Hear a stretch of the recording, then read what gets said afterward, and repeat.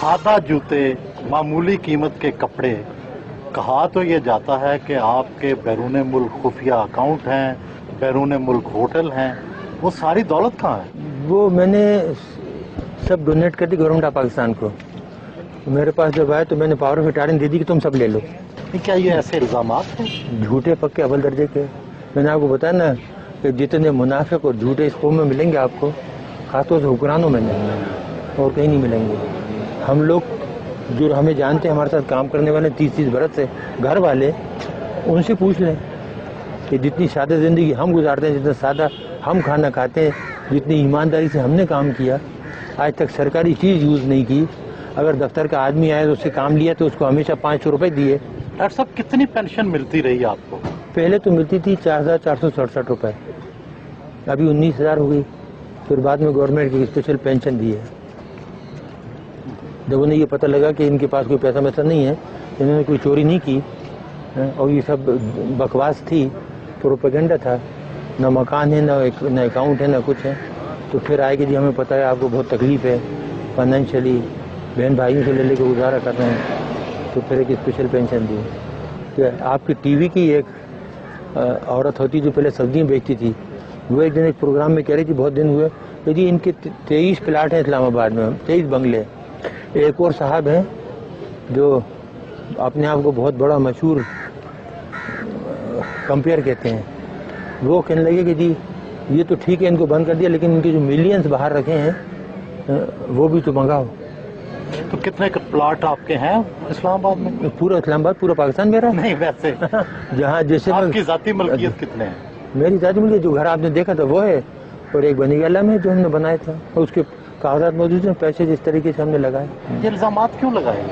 इस मुल्क में झूठ बोलना दरोगोई तो कामन है ना, जिस पे जो चाहे इल्जाम लगा दो। जो चोर हैं, डाकू, उन पे इल्जाम नहीं लगते। वो साहूकार हो तो उनकी सफाई पेश होती है कि नहीं वो तो बहुत ही ईमानदार हैं, नौमौलूद बच्चे की तरह हैं।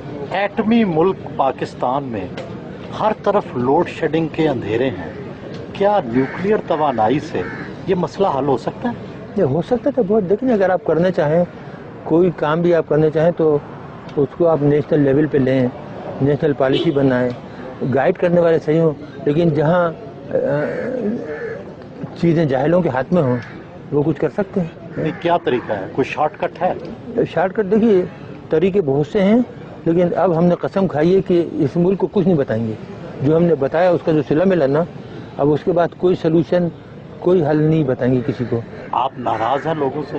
ये लोगों से तो नाराज नहीं है, लेकिन एहसान फरामोश से तो नमक हरामों से नाराज है। आवाम से नाराज नहीं है, आवाम तो बेचारे बहुत मोहब्बत देते हैं। आपने खुद अभी मेरी बेगम को देखा, सीधी सारी बेचारी किन जाती, कितनी गुस्से में आई वो, जिसके साथ ये हो कि 6.5 साल से बंद रखा है, बच्ची को नहीं आने देते, मिलने नहीं देते। बोल देते कि लुटेरे डाकू तो पूरी दुनिया में घूमते फिरते हैं और हम इस मुल्क के लिए खतरा बन गए, जबकि हमारा कोई ताल्लुक ही नहीं। 9 साल से हमारा कोई ताल्लुक ही नहीं ऑर्गेनाइजेशन से। गैर मुल्की अखबारात में आता है कि टम्बकटू में आपका कोई होटल भी है। जी बिल्कुल होटल है, हमारा तो नहीं है। हमने तो एक गरीब को बना के दिया था बेचारे का, वो बेहद गरीब था, मुसलमान था, बेहद गरीब लोग हैं।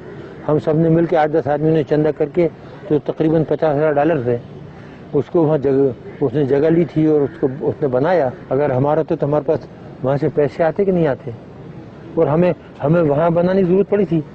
अगर हमें बनाना होता तो यहाँ इस्लामाबाद में 1-2 घर खरीद के उससे आमदनी नहीं कमाते। डॉक्टर साहब, जिंदगी में किसी बात का पछतावा भी है? इस कौम के लिए काम करने का।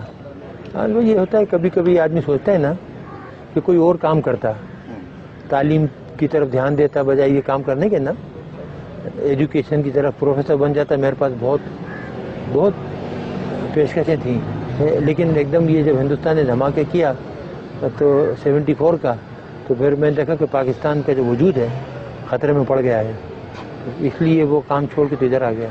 डॉक्टर साहब, पसंदीदा गुलकार या गुलकारा? इकबाल बानो, उसके बाद मुन्नी बेगम, आबदा परवीन, ये जो थी माशाल्लाह बहुत ही। फिर हमारे पुराने गाने वाले मलका पुखराज और गुलाम अली। देखिए माशाल्लाह, गुलाम अली का कोई जवाब नहीं है। जब वो गाते हैं ना, वो चुपके चुपके तो गायब हो जाते हैं।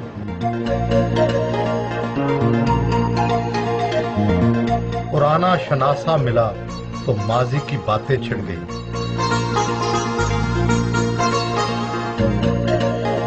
کئی سالوں بعد خود سبزی اور فروٹ خریدا.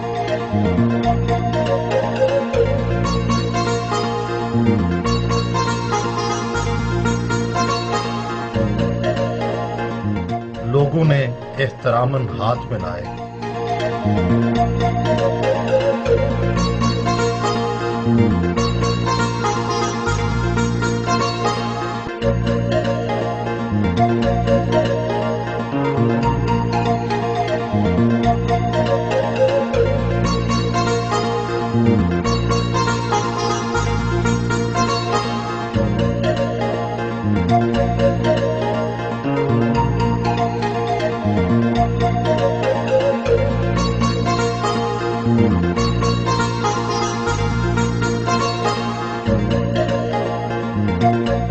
جاتے ہوئے گرم جوشی سے ہاتھ ملایا.